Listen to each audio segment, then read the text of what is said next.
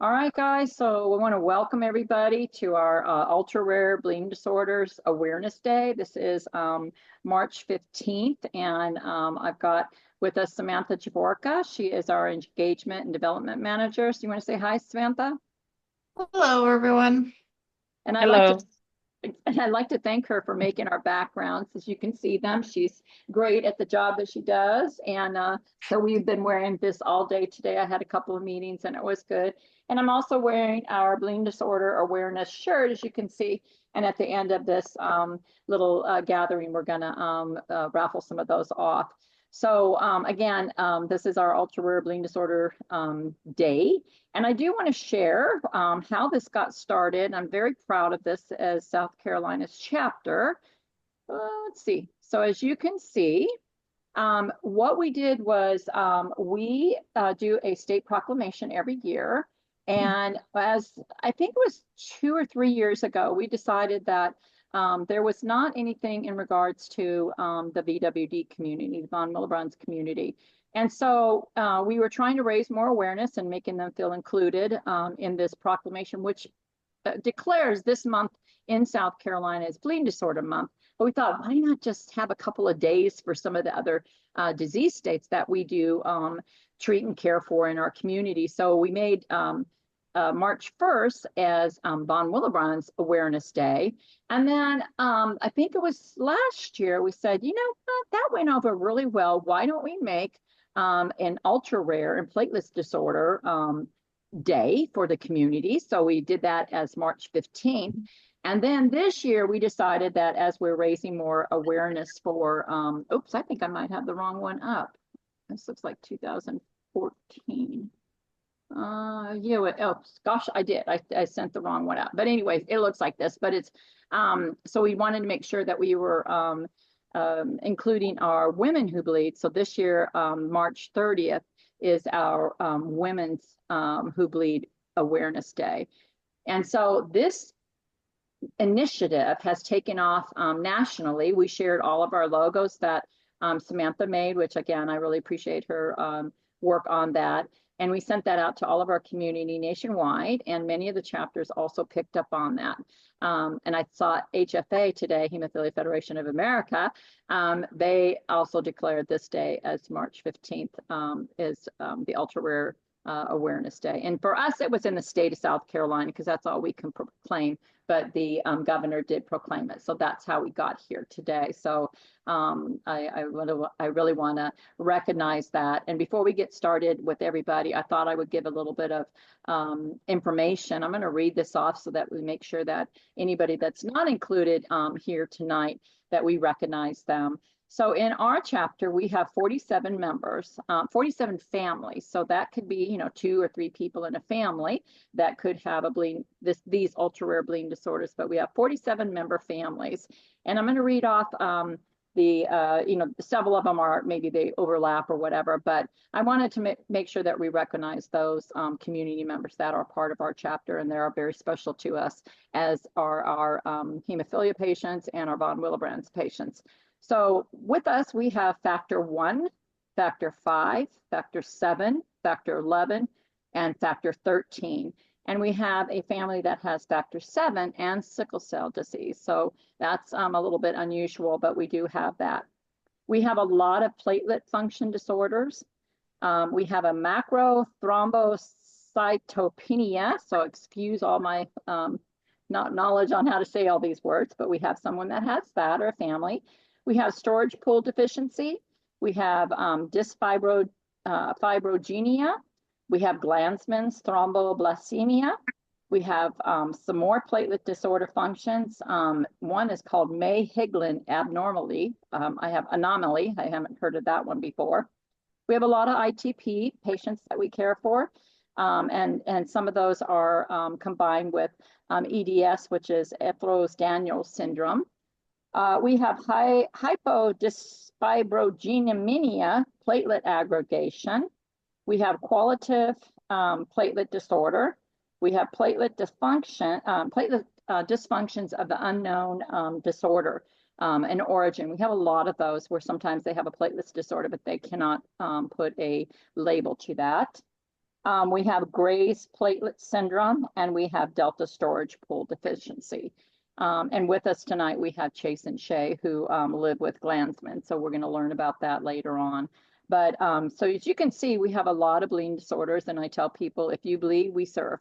If you bleed, you're part of our community. So we welcome all of them. So let's raise awareness today and celebrate our ultra rare community. So now I'm just going to turn it over to everybody. That's how we got here and why we're here. And I'm going to have everybody introduce themselves, a little bit of where they're from, a little bit of their story. And then I would like to, I did ask Shay and Chase if they would give us what is Glanzmann's, how that affects them, if there's treatment, what they do. And they are stars tonight, so we'll end with them. So I'm going to turn this over to Samantha and have Samantha share a little bit about her family.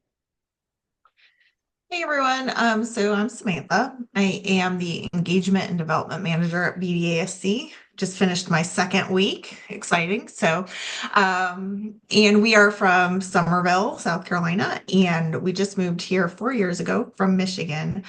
My daughter has von Willebrand's disease type 2B, and she has thrombocytopenia as well. Right now, we just call it thrombocytopenia because she is too few platelets to test for platelet disorder. So we've always kind of wondered what came first, the chicken or the egg in this situation, the VWD or the thrombocytopenia. But typically a type 2B has low platelets anyway. So we just kind of go with it and treat whatever we feel like for the day. But she's 10, she'll be 11 next week. So we're very involved in the community and have been basically since day one. We were fortunate and she got diagnosed within the first year of life, which is unusual. So she's been getting treatment actually since she was 3. So she does prophy and everything. She actually does it all on her own now. And she still lives with a port. And we are doing good right now. I'm going to knock on wood, though, because you never know. And we're heading into puberty. So we're a little nervous about that. But other than that, everything is going good with us. And yeah, we're an open book. If anyone ever has questions about anything, I'm here. So thank you, Samantha. Lynn, it's lovely to see you again and your husband, David. Share a little bit about David and y'all and your family. Thank you. We live in Columbia, and David has hemophilia B, and he gave it to, I guess he passed it to our daughter, Lori, who shared it with her son, Colin. My grandson is 11 today, as a matter of fact. So we've been singing to him today. But anyway, they both have hemophilia B, and it's mild. We only infuse when it's necessary, so that's not so bad. David has, however, gotten a problem with his knee and what sometimes they thought was mini bleeds in his knee. So we have used Factor for that and are considering maybe doing prophy. My daughter seems to think that that will help him feel better. So anyway, we're going to talk about that. But we're all doing good. Perfect. Thank you. Thank you, Lynn. Latoya, nice to see you. What's your story? Hello, I'm Latanya. I'm the mother of Kingston. Kingston is 9 years old. We're from Darlington, South Carolina. Kingston was diagnosed between the age of 2 and 3, where he had a lasting nosebleed overnight, and it led us to the primary care doctor. They couldn't find out anything. Led us to the clinic in Columbia. It got a bit scary because I was in questioning of neglect.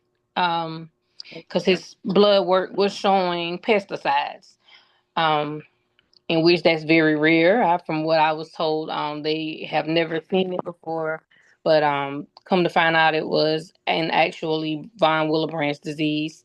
So we are now medicated with Humate P and Amicar, and we still doesn't have an actual, oh, how do I say it, Miss Sue? Diagnosis of von Willebrand's disease. We don't know which factor he would be. So we're still waiting on that test. Um, and again, his is a tough one. So it's very hard, but we're working towards getting those end results so that we would know everything. And again, I'm Latanya, and my son is Kingston, who's 9 years old. Thank you. And von Willebrand's disease is very hard to diagnose, so you're not alone. And Right. sometimes as Taylor will share her story, you can go back and forth with what you have, and then you get reclassified and then reclassified again. Yes. So that does happen. So we're happy to see you. Yes. Taylor, are you available, sweet pea? There she is. I am. I was waiting for my turn. I'm at Publix, so I'm so sorry. That's okay. Latanya, it's so good to see you, girl. I haven't seen you in so long. And I also just want to Whoa. say this just side note that I actually am on the other side of that whole neglect situation. That's what happened with my mom. And so, like, I really feel for you in that way because we had to go through, I mean, like, we had to have a whole case when I was 8 because they said the same thing that I had neglect. I had bruises all on my body. And this was also when, it was the very early, maybe the late 90s, early 2000s. So, like, Yvonne Willibrands did not have a whole lot going on, and so it was like, no, you're beating your mom. Or you're beating your mom. You're beating your child. So I feel for you with that because I get that a lot. And I remember like being 8. I remember it being really hard on my mom. So, anyways, my name's Taylor. Hi guys. I have von Willebrand's type 1C. That's a new diagnosis. I've been type 1C for about 2 years. And I also have a son. He's 16 months old, and he has von Willebrand's type 1C as well. So we're on the board of directors and, very involved in the community. So, and like Samantha said, I am always willing and wanting to help out with whatever I can and whatever knowledge I can give the community. So if you have any questions, always reach out. Gotcha. Thank you. Thank you. Thank you very much. Before we turn over to Chase and Shay, I think everybody knows my story, but sometimes I forget that people may not know. But I've been involved in the community for almost 30 years now, from day one when my sons were diagnosed with no family history, nothing going on except my twin son had a kidney bleed. We found out it was a kidney bleed, and he is an identical twin. So his identical twin, when his diagnosis came on, I said, oh boy, from 1 to 2. And then my other son who had multiple issues for many, many years that didn't make sense and was very, very frustrating. I instantly knew that I said, that's what's wrong with him. So I was a mother of 5. I became a mother of 3 with hemophilia B moderate right away and dug in like many people do. And I cherish the chapter services. I cherish this ability to get people together to share their stories. It's always a great feeling when you can, there's other people out there. We may all have different disease states, but we all understand without even speaking words some of the struggles that we go through, and then the triumphs, that we go through when things happen or our kids do things or our families do things, and they have an success. And I think that's I always look for those, and I always cherish those because I know David is one of our longest living, men with hemophilia, and even mild hemophilia. They do find that, you have a lot of microbleeds, you have a lot of things. My mom's a carrier, and she's pretty much crippled at age 93 from never being treated many, many years, not knowing that her levels were low. So this is just a great organization for everybody to be a part of, and I thank you for any of the time and talents that you can give to all of us. So now I'm going to turn this over to Chase and Shay, and I want you guys to, hey guys, and I will tell you, they have some of the greatest triumphs, and really it was their advocacy days just recently. So you can also share that if you want in the end. But tell us your story. I did hear it on our other one thing that we had, and they were sharing, I think, on the BWD, but having Glanzman is a whole different ball game. So I'll let you guys, I'll be quiet and I'll let you share, and just hello again. And thank you again for Advocacy Days. You guys were just fabulous. Thank you so much. Thank you, Sue. We appreciate all y'all do. Yes, my name is Shay, and this is Chase. Yes, and we are a team for sure. Glanzmann's thrombocythemia is a disease that Chase has. I realized something was wrong when he was about a month old. I opened his diaper up, and it was full of what looked like red jelly, and got him to the hospital, and he just kept bleeding out. He was in the hospital for about a month, and they finally let him go and said that there was nothing more they could do. It was a milk and soy allergy. So I took him to a pediatrician right up the road, and I was like, something is wrong with him. And they pulled the lab work, and his hemoglobin was like 5. And they said if I'd have taken him home that night, he would probably have passed away. He was still pouring blood. Yeah. So they airlifted him to Charleston, and he stayed in Charleston for a long time. And actually, we were discharged, still not knowing what was wrong with him, but he was stabilized. They they went in and found a lot of bleeding ulcers in his stomach. It turns out he was allergic to milk, soy, and he had to be on a special formula. So they cauterized those so he had his first surgery when he was just like a month old. And from there, it's just been ongoing. We got home and they called me a few days later and said, I'm sorry to tell you that your son has Glanzmann's thrombocythemia. We just got word back from the Center for Rare Diseases. And they really couldn't tell me any more than that. There wasn't at that time a whole lot of information. It was so rare, 1 in a million. And I've just been taking it kind of one day at a time with him. We've spent so much time in the hospital. He's had 30 surgeries or something like that. 30? It's in the 40s. It's in the 40s now, how many surgeries he's had between nosebleeds and intestinal bleeding. It's been a lot. He's transfused to the point that he does have antibodies now. So it's just always a matter of when the platelet transfusions are not working as well as they should. So it takes a lot longer for him in the hospital now. He has bleeds about once a week. Yeah, about once a week. And they're pretty severe. He's in the hospital a few times a year. It's better than it used to be because he is taking control of his care. He has a Broviac tube into his heart. He went through 2 ports before we realized that he has an issue with scar tissue developing. So they put that into his heart, and that makes it easier to give him his factor. It's been a battle, even getting factor. Recently, the price seemed to have increased. It used to be $10,000 a dose, and I think now it's up to $22,000 for an 8 milligram dose. Yeah. So there's a whole issue with that. We did get to go to the advocacy days in Columbia and talk to our senators and representatives about what it's like living with an ultra rare bleeding disorder, and just the fact that some people need their medications so that they can go to work and live a full life. And then there's people like Chase who are so severe that they need this medication just so he can live. That's honest to God it. If he didn't have the factor at home and if we weren't able to get it in him and they taught me how to pack his nose and whatnot.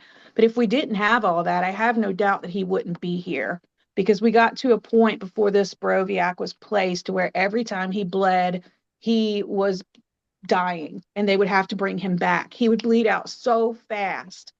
And it would take, it's a lot. It really is. It's a whole lot. And he has other issues going on, hydrocephalus and a Chiari malformation and, of course, severe PTSD and things like that come along with being in the hospital hundreds of times. Yeah. But I think that Chase is doing really well. He goes to therapy and, what do you think, Chase? I think I'm doing pretty well. I mean, the positivity is the key to living a good life. And honestly, I'm just happy nowadays that I can do most of the stuff that I want to do. Because comparatively to what it was back in the day, it was a lot worse because I was younger and I didn't understand why these things were going on. So I just was always kind of angry and I didn't understand. So I was always got my blood pressure up and then I would bleed more and things like that. So I'm just glad now that I've learned to accept it and I'm just happy to be here. Thank you, God, for that. Yeah. Bless you. Yeah. And what is your treatment? So do you have Now, I told you, I think Glansman's has a new treatment, that was in our newsletter, but what, you just take factor as needed when you do have a bleed and then it Yeah. For kind of like, for stops it? example, yeah, right now he's dealing with an intestinal bleed, small. He gets ulcers a lot and they bleed. Okay. We were worried yesterday about a hemorrhage, but the bleeding has seems to have come to a stop. But we do factor every 2 hours when there's a bleed going on. And then he takes TXA daily. We also have Amicar syrup, and that can be used for different mucosal bleeds as well. But he's been on that so long, it doesn't seem to work as well. So we mainly stick with the TXA and the factor. And then, like I said, we have some packing as well, that helps a lot, that we can pack his nose with at home. Oh, that's a lot. That's a brave guy there. And Yeah, I he have to, is. I have to Yes. share, go ahead. What were you gonna say? Can I ask a question? How did you guys know that Chase aren't responding to, or you've got your antibodies for the platelets? That's one of the issues that we always were worried about, and we're like really cautious about giving platelets, and we're like, it's like a whole big conversation before And we what even does do that it. And mean? it's like, okay, Yeah. What does that mean? So Before you say that, what does that mean? I don't know what antibody, I don't know what that means. What does that mean? you can develop a resistance to receiving platelets if you receive platelets too frequently, and there's no Oh, number of how frequent it is. There's no really indication of like, oh, you can get it 6 times and then the 7th time you're gonna like there. It's just kind of in the air. so that's like an inhibitor for factor, basically. right. Oh, Yes. wow. Didn't know Yeah. that. Yeah. So basically what happened is that he was in the hospital and they were giving him blood and platelets and he was not responding. The bleeding wasn't slowing down. And then he went, he developed hives and his throat started closing up. And they, of course, administered what they would need to for a reaction like that. And then once they got him stable, they drew his blood and tested it for the antibodies, and the antibodies were there. So now, before we do platelets, normally you do medications prior. Chase has extra medications that he does. And they just keep taking his blood and testing it to see where we are. But yeah, they told us that too, that once the antibodies are developed, there's really not much more they can do for him. But we have found that he is still responding to the platelets and the factor and everything. So far he's not 100%, unable to stop bleeding, but it does take a lot longer. It's the bleeds seem to be more severe because they do last longer, so it's of the utmost urgency that when we have a big bleed, I get him to the hospital as quickly as possible. Yeah, but it wasn't quite the death sentence that I was concerned about, because it was the same thing when he was little. It was like, oh, should we give platelets or let him bleed and see if it stops and blah blah blah. And eventually it just got to where he had to have platelets. I mean, he just had to. But he probably had, I'd say, 40, 50 transfusions at least before he developed those antibodies. So it was a lot. It wasn't like 6 or 10. Yeah, it's a lot. That's one of the reasons why we stick with Prophy, because once it was offered, I was like, you know what? The fewer bleeds we have to treat as emergent, I feel like the better off we'll be, because that's when they start talking about platelets, is when it's, emergent and stuff like that. Yeah. She's had few platelet infusions already. I'm like, I keep track in my head just because I know that could be an issue. And so, yeah, thank you. I appreciate that. you're welcome. Chase, what do you like to do for fun, or what do you do for fun? And I know you're a smart guy. I already know that. So what do you do? What do you have fun with? Most of the time I like to play my game. I have a PS5 and I play a variety of different games, but I also like to read, and occasionally I will play outside or go for walks if I can. But most of the time I just like to music. Oh, I do listen to music too. Yeah, that's true. I listen to music a lot. It's a very helpful thing for me. Music is my way to express my feelings most of the time. Yes. So yeah. And I will say I admire you guys as a team. I do want to share something that was shared with me at Advocacy Days with the two of you as a team. we are trying to pass a bill, and they were with another couple and with Whitney, and we sent them all into a senator that we needed. And I'm not even sure if that senator even belonged to any of you, but he was in our district, our counties. And so we strategically this year did a few different things, and we said, just go in and share and try to get them to understand what's going on. So as they came in, Whitney started talking, and they started a little bit, and then they asked the moms to be quiet. I mean, and this is a pretty tough guy, and he's like, okay, I don't want to hear from you women. You're done, mamas. You be quiet. I want to hear from these boys. And to have a senator who's probably wasn't the friendliest, just sharpshoot right at you and say, you talk. Most people, you'd be like, not quite prepared to, what are you going to do with that? And they just wrapped off so eloquently what we were trying to do and what the message was. And it brought Whitney to tears, and Whitney brought me to tears when she was telling me this story. So I do want to congratulate you on that, because I will tell you, meeting with senators and meeting with representatives, as we always say, they're just people. They put their pants on just like everybody else and their shoes on in the morning and get dressed. But because they are leadership in the state, sometimes it's very intimidating. But I just want to congratulate you guys on that. I tear up even thinking about what she told me. But you're just a really special people. So thank you for that. And thank you for your voices. That is maybe your calling. And I hope that you're suffering in the times that you do with your Klansmen, will in time, we will continue to push as an organization and as a national organization for more treatment for individuals that have rare bleeding disorders, because we do know the treatment is not as easy as, the other diseases, and not very many people have it. So it's hard to get sometimes, pharmaceuticals to pick up on that and work for that. But I do know that there is a new Glanzmann's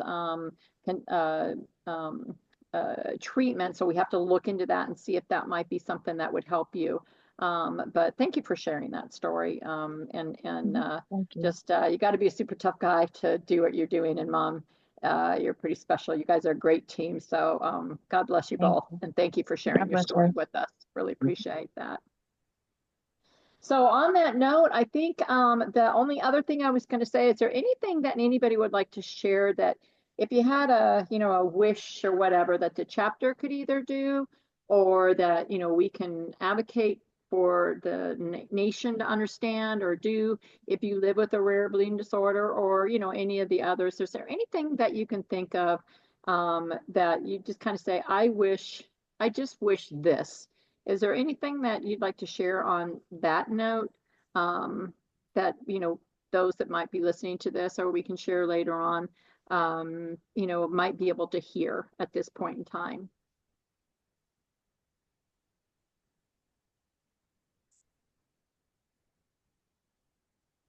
Nothing in particular, except to get those treatments going?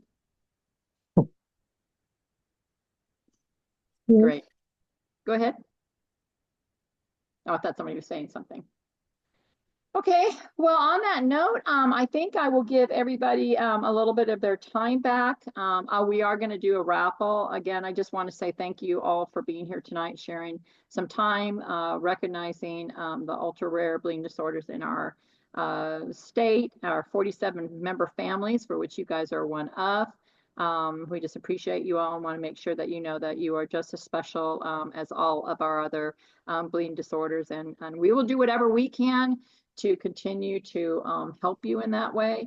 And I think I was sharing with Samantha, and we'll definitely put Glanzmann on there, that we thought we were going to maybe make a brochure, a new brochure. We have a brochure on just us. We have one on BWD because there was nothing out there. But I think we're going to do one on ultra rare bleeding disorders, and maybe kind of group into platelets and some of the disease states that we have, so that we can share that, you need to have the same treatments and information as everybody else does, and maybe if we can spread a little bit of awareness for that. So when someone hears Glanzmann, they go, oh yeah, I know what that is. And I think that's always my wish, is that people don't go, huh? That they know what that is, and that's a bleeding disorder. So I think we might work on that in time. So more to come on that.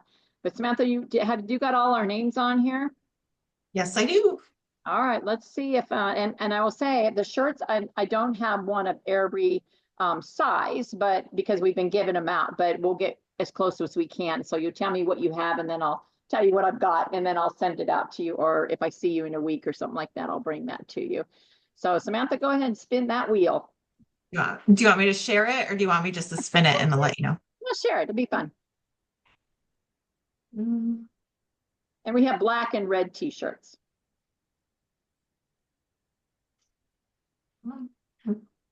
Is it okay? Can you guys see it? Yeah. The wheel spinning. All right.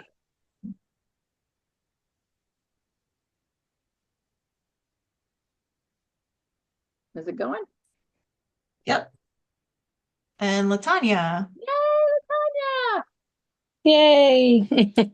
All right, so let me write this down. Do you want a red or a black t-shirt? Red. Red, okay. And it looks just like this, but it's red. Okay. And then what size do you want? Medium. Okay, so I think we probably have a red medium. Okay, I will get that to you in the mail. Or if we have like I said, if we have the cancellation, we may have a cancellation. Stay tuned for the adult retreat. And I'll be calling you on that. Yes, ma'am. So, on that note, does anybody else have anything to share before we leave? Samantha, you want to take a nice picture? We got everybody on camera. Can you do that for me? One thing, Miss Sue. Yeah. Yes. Sue, I can't remember the names. The mother and son, Chase and Shay. Just Yes. stay encouraged. Stay encouraged. That's just what was playing in my head the entire time that they were talking. Stay prayed up, as the chapter and community will be praying for you guys as well. And I pray that everyone will be praying for my son and my family as well. But just stay in continuous prayer and never ever give up. 100%. Thank you for sharing that. Yes, ma'am. Thank you so much. All right, let's all You're take welcome. let's take a nice little Yeah. picture. Look into the camera. All right. I'm going to count to 3. 1, 2, 3. Did that come out? Okay, got it. Yep. Awesome. All right. Well, let me see if I can stop our recording. Hopefully. There it is. Let's see.